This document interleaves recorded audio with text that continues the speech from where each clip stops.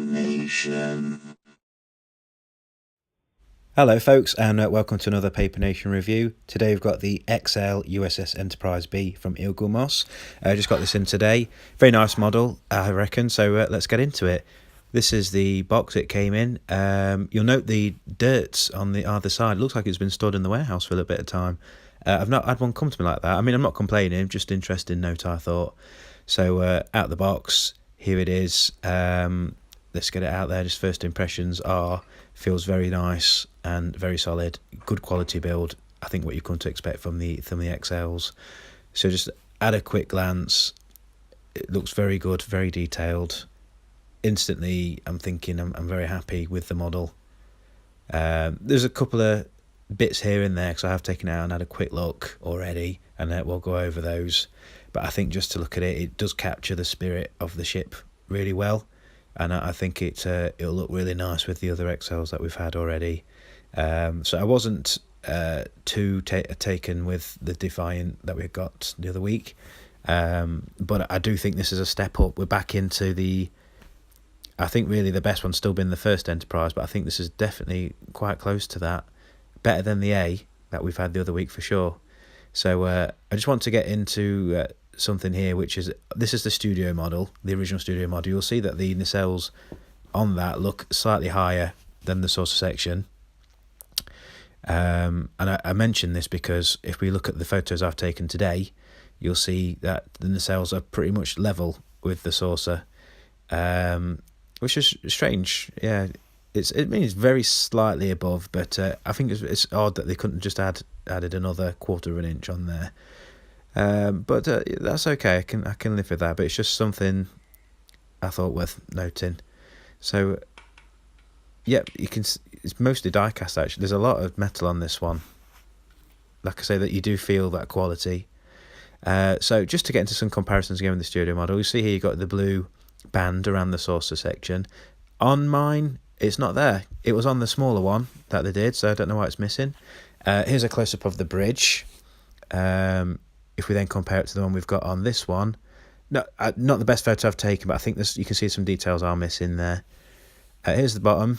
A lot of Aztecing on that, but it looks quite clean on the. Is that the captain's yacht on the bottom there? Can't tell. But on this, it's got loads of extra detail on there, and it's a bit strange. You got these blue bits on the neck. I'm sorry, I don't know all the names or what exactly they are, but the indents are there on my model, but the blue is missing. You got this detail here on the back, so I'll just show you. See, you can see just starting to get a picture here that they have missed some slight smaller details off. You got this here, you can see how that would go into the ship quite far in, but here they have just got a blank space, a missed opportunity. I think that could have been a little bit better. You've got this bit here, nice little bit of detail. That's the studio model again, and on our model, just very basic looking. Here is the impulse, and you've got this blue kind of mark in there on the back of the saucer. If you look at the model I've got, that blue is missing, and the red's a bit bright. More of a purple colour might have been better, but the buzzards and the nacelles look pretty good for their part. So this is a studio model again. You see the red line under the side of the nacelle. That red line is missing from the nacelle on the model we've got from Eaglemoss today. Which that could easily have been put on there, so that's a big thing to miss. So just to note, this mine deflector, look at the hull there, it's badly damaged. I'm not going to send it back or anything. I've got a chip here, like a gold chip on the bottom of the screen, if you can see that.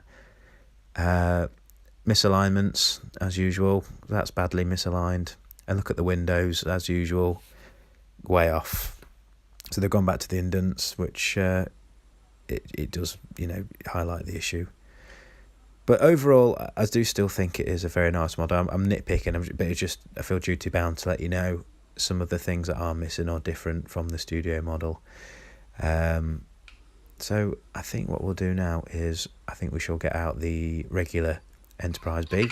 I'll just show you. Let's get this back on the stand. It goes on the stand really nice, actually. Very sturdy on there. Not worried about it at all. Not like the Enterprise A, we have squeaking it on. This one does slot on quite nice. So here is the regular issue B. for the most part, this ship is identical, just a blown up version with more metal parts. The smaller ship does have the blue band around the saucer, and this one doesn't. I think that is glaring. I think if there's any real gripe I've got with the XL, it is that blue band missing around the saucer rim. I don't know why that's missing. That if it had that on, I'd be pushing for a 9 out of 10, 8.5 out of 10. But as it is, I can't give that a score today.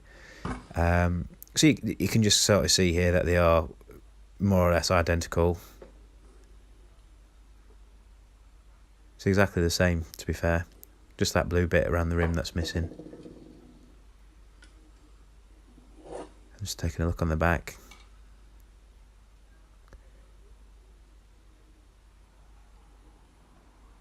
So you can see the small one has the same issue with the nacelles being at the same level as the saucer. I mean, the ship I was referencing earlier was the Lakota from DS9, but it is the same studio model, just repainted, I believe. If anyone's got any more information, perhaps they raised or lowered the nacelles, whatever, do correct me, but the way I see it, they have slightly got that wrong. So, there we go. So, yeah, so if I'm just going to close up the review now, I've got to say I am quite impressed with this release. I think it's really good. I appreciate the effort they've put in. There is some missing details here and there that doesn't quite line up with the studio model, and the nacelles are a little bit too low. And the worst for me, the only real problem with it is that blue band that's missing. You can see quite clear on this photo. I'd like to get an explanation as to why that's missing when they got it on the smaller model they created. But I can live with that, that's fine. But just for you to know. But as I say, overall, very pleased with the model. And I think it's a fun addition to the XL collection. So I hope you enjoyed this little review I've done for you today. If you do like it and you want to see more content, do like and subscribe, and hopefully see you on the next video. Thank you very much for watching.